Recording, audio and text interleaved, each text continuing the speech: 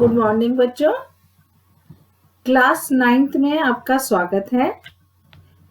जैसा कि बेटा जानते हो, कोरोना वायरस के चलते आपकी कई दिनों से ऑनलाइन क्लासेस चल रही हैं। उसी श्रृंखला में आज हिंदी विषय को मैं पढ़ाऊंगी। हिंदी विषय को पढ़ाने से पहले मैं आपको ये बताना जरूरी समझती हूँ कि हमारे यहाँ कोर्स ए पढ़ाया जाता है। सीबीएसई के अकॉर्डिंग हिंदी में 2 कोर्स हैं, ए और बी, और हमारे यहाँ कोर्स ए पढ़ाया जाता है।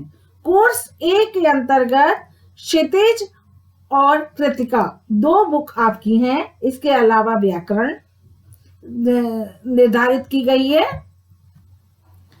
मुझे उम्मीद है कि आप लोग की सहायता से मैं और आप दोनों ही इस अपने प्रयास में सफल होंगे। तो आइए, इसे पढ़ाने से पहले मैं आपको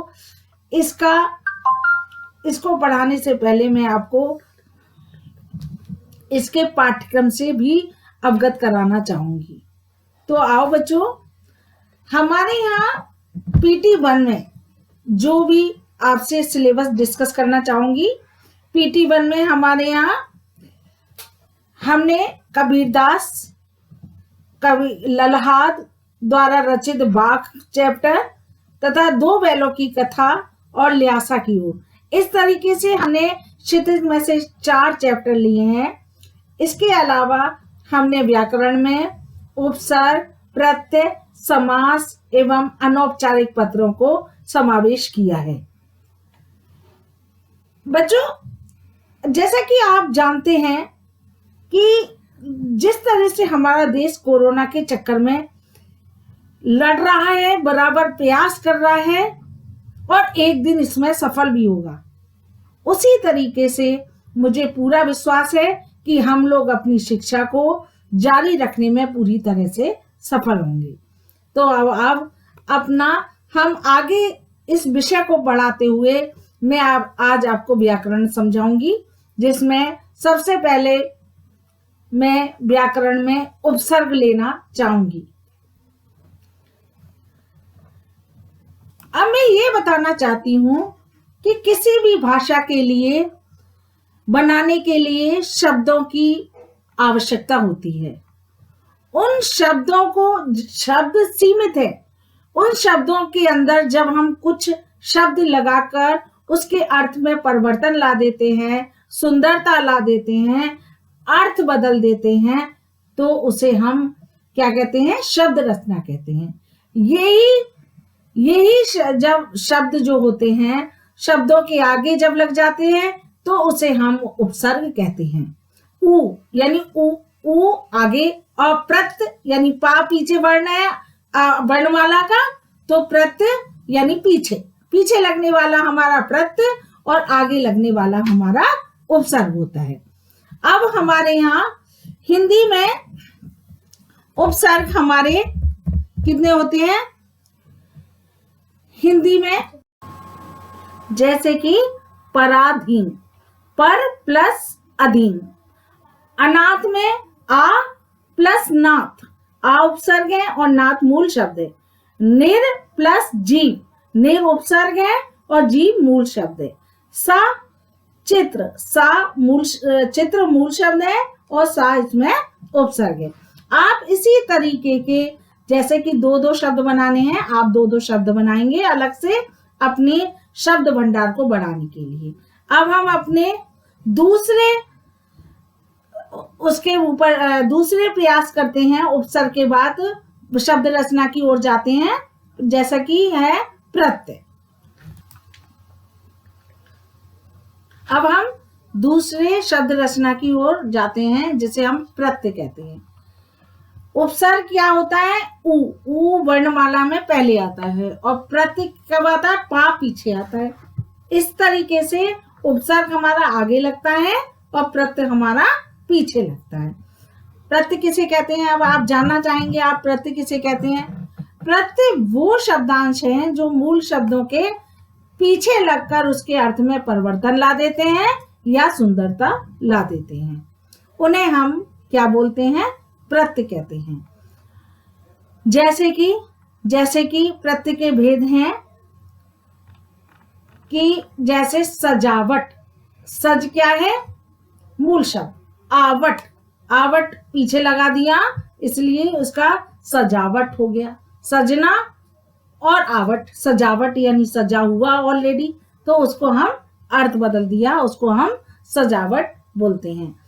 अब हमारे प्रत्यय के दो भेद कर सके, इस आधार पर हम प्रत्यय के कितने दो भेद कर सकते हैं, एक स्रोत के आधार पर और एक प्रकृति के आधार पर।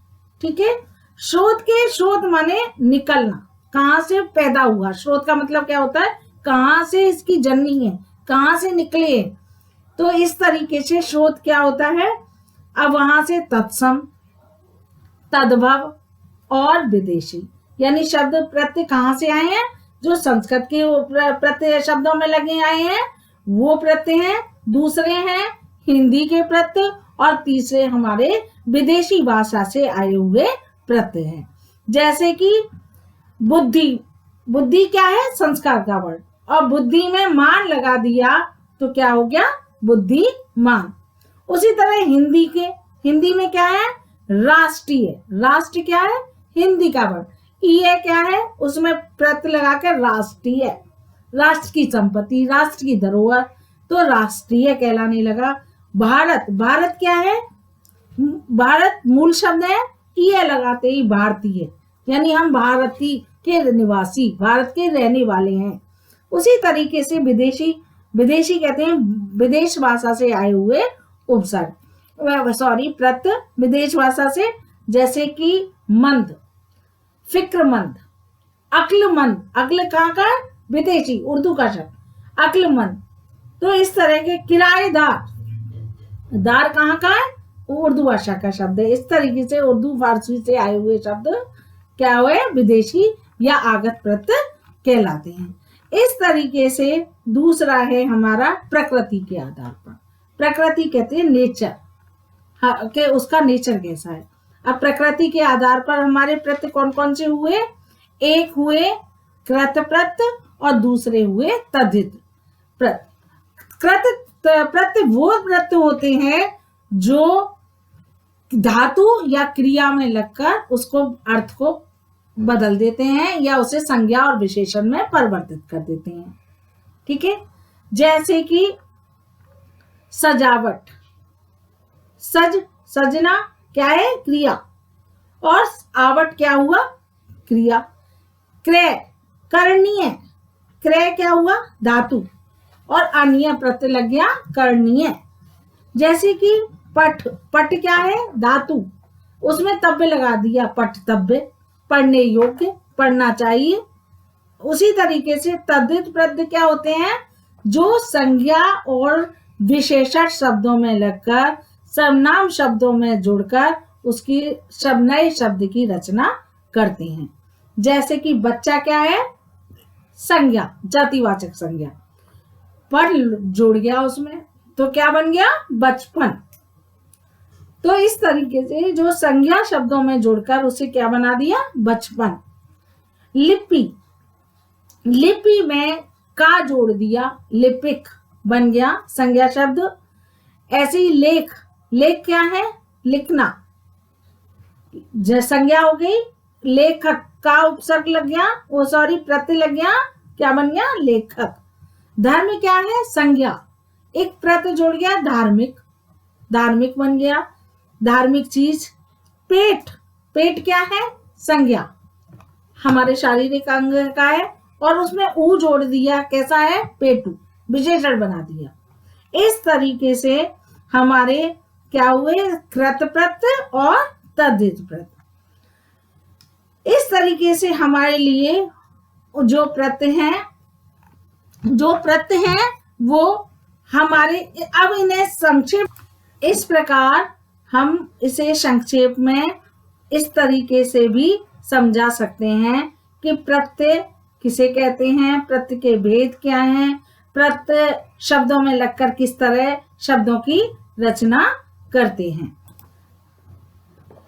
जैसे कि यानी अर्थात हम ये कहना चाहेंगे कि प्रत्यय वो शब्दांश होते हैं जो शब्दों के अंत में लगकर उसको रूप को, शब्द के रूप को बदल देते हैं, या उसके अर्थ को बदल देते हैं, या उसमें विशेषता ला देते हैं और एक नए शब्द की रचना करते हैं। इस तरह उन्हें प्रत्यय कहा जाता है। प्रत्यय के भेद हैं स्रोत के आधार पर और प्रकृति के आधार पर। स्रोत के आधार पर हमारे 3 तरह के प्रत्यय हुए, तत्सम, तद्भव और विदेशी। प्रकृति या रचना के आधार पर कृत प्रत्यय और तद्धित प्रत्यय। ठीक है, जो क्रिया से धातुओं से बनते हैं वो कृत प्रत्यय कहलाते हैं, जो संज्ञा सर्वनाम विशेषण से प्रत्यय बनते हैं वो तद्धित प्रत्यय कहलाते हैं। अब हमारे यहाँ जो सिलेबस में आता है वो आता है कि प्रत्यय और मूल शब्दों को अलग कीजिए। तो इसी तरीके का मैं एग्जाम्पल देके आपको समझाना चाहूंगी कि निम्नलिखित शब्दों में से मूल शब्द और प्रत्यय को अलग कीजिए। जैसे कि गुणवान। गुणवान, गुण क्या है? मूल शब्द, वान उसमें लग गया वो प्रत्यय, तो क्या बन गया? गुणवान। घबराहट, धनवान। ऐसे ही धन में अगर हमने लगा दिया धन और वान, इसी तरह से घबराहट, घबराना क्या है? मूल शब्द। आहट, आहट लगाते ही घबराहट, एक भाव पैदा हुआ, उसे हम विशेषण बन गया। ऐसे ही कुल प्लस ईन। कुल क्या है? हमारा मूल शब्द, और ईन, ईन प्रत्यय लगाते ही उसमें कुलीन। रंग क्या है? हमारा संज्ञा, और ईन लगते ही उसमें रंगीन बन गया। परिवार क्या है? हमारा संज्ञा शब्द, जातिवाचक संज्ञा, और इक लगते ही उसमें पारिवारिक। कैसी है? पारिवारिक, विशेषण बन गया। धर्म क्या है? हमारा संज्ञा शब्द, उसे इक लगाते ही धार्मिक। इस तरीके से हम नए शब्द बनाएंगे, जैसे कि पीड़ित, दार्शनिक, बुढ़ापा। पीड़ा प्लस इत। पीड़ा क्या है? हमारी संज्ञा, भाववाचक संज्ञा, और इत लगाते ही पीड़ित कैसा बन गया? विशेषण बन गया। पीड़ित कैसा व्यक्ति है? पीड़ित व्यक्ति। दर्शन प्लस एक, दार्शनिक बन गया। दर्शन क्या है? हमारा मूल शब्द, दर्शन में जो लेता है वो क्या बन गया? दार्शनिक। बूढ़ा प्लस पा, जो बूढ़ा है उसमें पा उपसर्ग लगाते क्या है? बुढ़ापा, भाववाचक संज्ञा बन गई।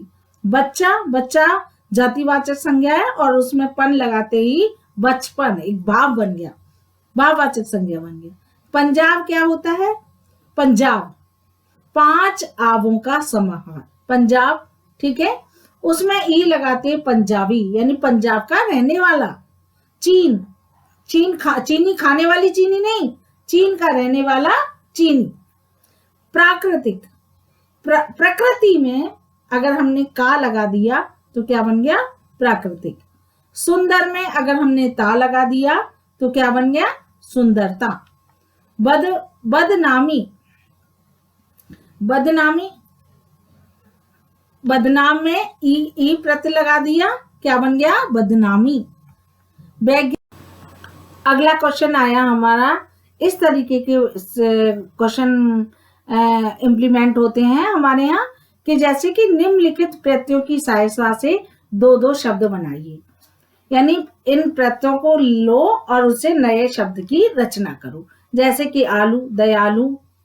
एक का नैतिक है, वैज्ञानिक। आई लगा के पढ़ाई, रुलाई, खटाई। इस तरह से ईला प्रत्यय लगा के चमकीला, चमक प्लस ईला लगा दिया, चमकीला।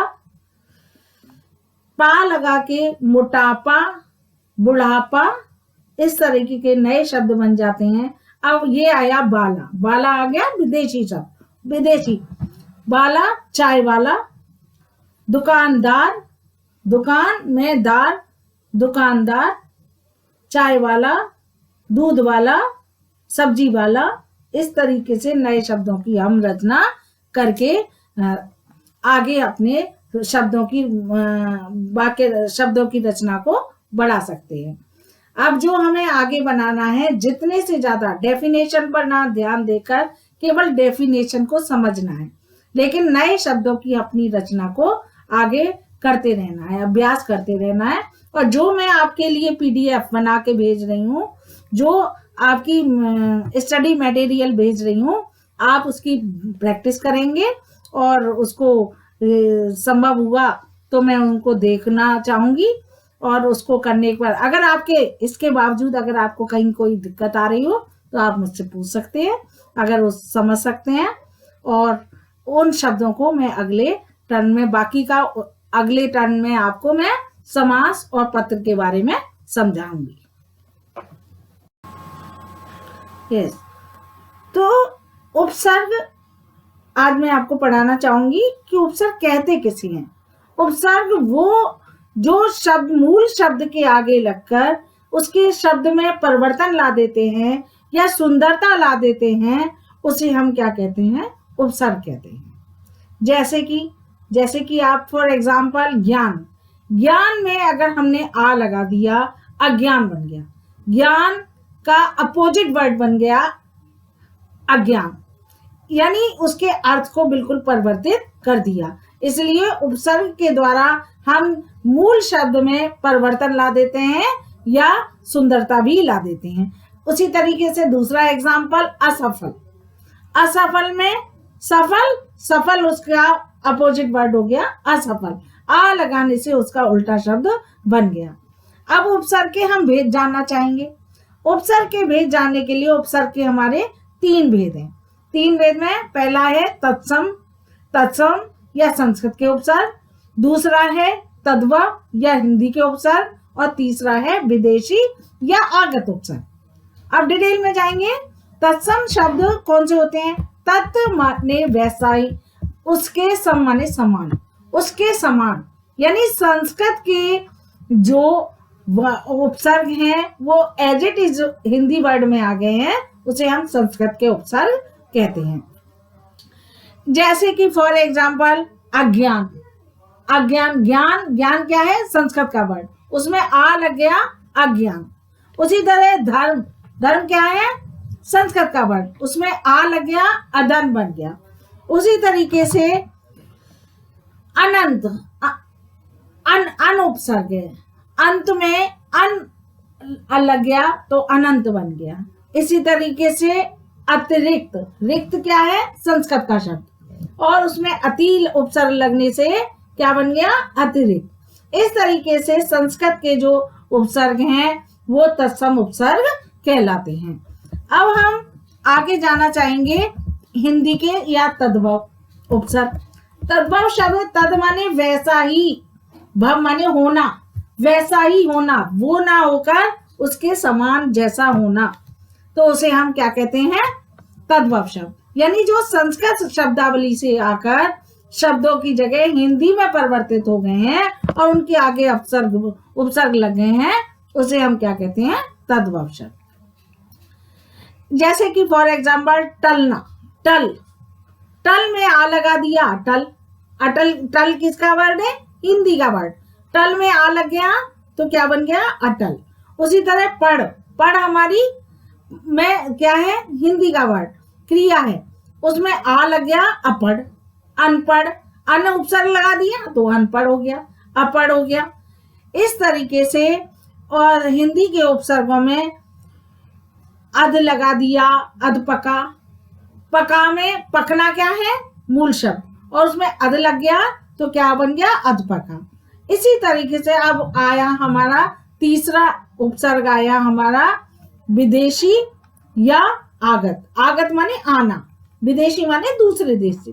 जो दूसरे देश से आया हुआ उपसर्ग है वो हमारी हिंदी भाषा में अगर अर्थ परिवर्तित ला देता है तो उसे हम विदेशी या आगत उपसर्ग कहते हैं। जैसे कि अरबी फारसी, हमारे यहाँ विदेशी भाषा से बहुत शब्द आए हुए हैं।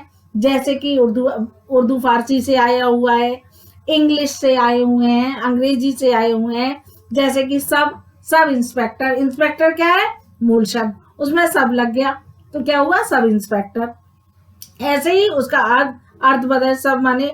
उसी तरीके से दखल क्या है?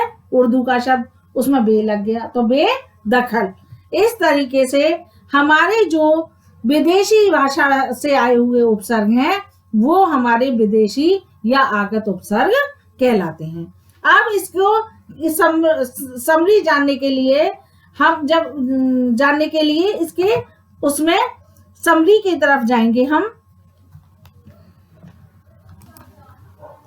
इस तरीके से अब उपसर्ग को हम संक्षेप में बताने के लिए बोलेंगे कि जो उसकी परिभाषा बताएंगे। जो शब्दांश किसी शब्द के प्रारंभ में जुड़कर उसके अर्थ में परिवर्तन या विशेषता उत्पन्न करके एक नए शब्द की रचना करते हैं उन्हें उपसर्ग कहते हैं। पहला है संस्कृत के उपसर्ग, दूसरा है उसके भेद हिंदी के उपसर्ग, तीसरा है विदेशी भाषा के उपसर्ग। अब आपके जो 9th के सिलेबस के अकॉर्डिंग आपके किसी तरह की डेफिनेशन नहीं आती, सिर्फ हमें उपसर्ग लगाकर शब्दों को बनाना आएगा। इसलिए हम इसको समझाने के लिए हम प्रश्न देंगे कि निम्न उपसर्गों की सहायता से 2-2 शब्द बनाइए। जैसा कि इसमें आपको स्क्रीन पर दिखाई दे रहा है, स्व क्या है? उपसर्ग। देश में यदि हमने स्व लगा दिया तो क्या नया वर्ड बन गया? स्वदेश। ऐसे ही स्व लगा के दूसरा वर्ड बन गया स्वतंत्र। तंत्र में स्व लगा दिया, स्वतंत्र बन गया। ठीक है, इसी तरीके से आप एक नया शब्द बनाएंगे। ऐसे ही आ लगाकर क्या बन गया? अज्ञान। आ बना के लग गया असफल। इसी तरह अति लगा के बनाया अतिरिक्त। ठीक है, इसी तरीके से अधि माने अध्यक्ष, अधि प्लस अक्ष अध्यक्ष। ठीक है, अधि उपसर्ग अक्ष में अधि लगा दिया तो अध्यक्ष बन गया। ऐसे ही गुण में अव लगा दिया तो क्या बन गया? अवगुण। अगर इस निर लगा दिया तो निर्गुण, गुण रहित हो जाएगा। अवगुण यानी बुरी गुण, यानी उसके गुण में मूल गुण में लगाने के लिए अगर अब उपसर्ग लगाते हैं तो यानी अवगुण बुरे गुण हो गए। निर्गुण यानी गुणों से रहित हो गए, यानी दोनों अलग हो गए। ऐसे ही बड़ा आ लगा दिया मरण में तो आमरण। गमन में अगर बड़ा आ लगा दिया आगमन हो गया। प्रा उपसर्ग लगा दिया प्रकृति। ठीक है, यदि कृति मूल शब्द है, अगर हमने उसमें कृति में प्रा उपसर्ग लगा दिया तो क्या बन गया? प्रकृति बन गया। कृति माने रचना, प्रकृति माने प्राकृतिक रचना। ज्ञान में ऐसे ही वी उपसर्ग लगाते ही अगर हमने ज्ञान में आ लगाया तो अज्ञान बन गया। वी उपसर्ग लगा दिया तो क्या बन गया? विज्ञान, साइंस। यानी ज्ञान मूल शब्द में अलग अलग उपसर्ग लगा के उसके अर्थ को हम परिवर्तित कर सकते हैं। उसी तरीके से पर्यावरण, आवरण माने ढका हुआ, परि माने चारों ओर जिसे ढका हुआ पर्यावरण, आवरण को। सुजान, जान में उपसर्ग लगा दिया। जान क्या है? मूल शब्द। अगर जान में हमने सु लगा दिया उपसर्ग तो क्या लगा दिया? सुजान हो गया। पुत्र में ऐसे ही कुपुत्र। अगर पुत्र में अगर सु लगा दिया सुपुत्र, अच्छा पुत्र हो गया। कु लगा दिया कुपुत्र। यानी पुत्र मूल शब्द में हमने अगर कु और सु लगाया तो उसके अर्थ को हमने परिवर्तित कर दिया। इसी तरह नव माने नया, अभिनव, अभी उपसर्ग लगा दिया। मान में सम्मान में अगर हमने अप उपसर्ग लगा दिया अपमान हो गया। अपमान करना और किसी का मान करना दोनों ही विरोधाभास हो गए। स्वदेश का जैसा कि मैंने पहले भी बताया, स्वतंत्र, स्वदेश, स्वधर्म, ये सारे स्व लगा के बना दिया। सतजन लिखा हुआ है, सत प्लस जन, यानी हम संधि करके देख लेते हैं। सत माने अच्छा, जन माने आदमी। जन में हमने सत उपसर्ग लगा दिया तो क्या बन गया? सतजन। पेट में अगर भर उपसर्ग लगा दिया तो हमारा क्या बन गया? भर पेट। अध पका, आधा पका, पका क्या है? मूल शब्द, और उसमें अध उपसर्ग लगा दिया तो हमारा क्या बन गया? अध पका। ऐसे ही डर, डर में अगर हमने नी लगा दिया तो क्या बन गया? निडर। इसी तरीके से हम अपने उपसर्ग लगाकर नए शब्दों की रचना करते हैं। अब हम या तो हमारा उस तरीके से आएगा कि कोई भी उपसर्ग से शब्द बनाइए, या निम्न उपशब्दों में से उपसर्ग और मूल शब्द को अलग कीजिए। ये भी हमारे एक क्वेश्चन का ढंग है। जैसे पराधीन, पर उपसर्ग अधीन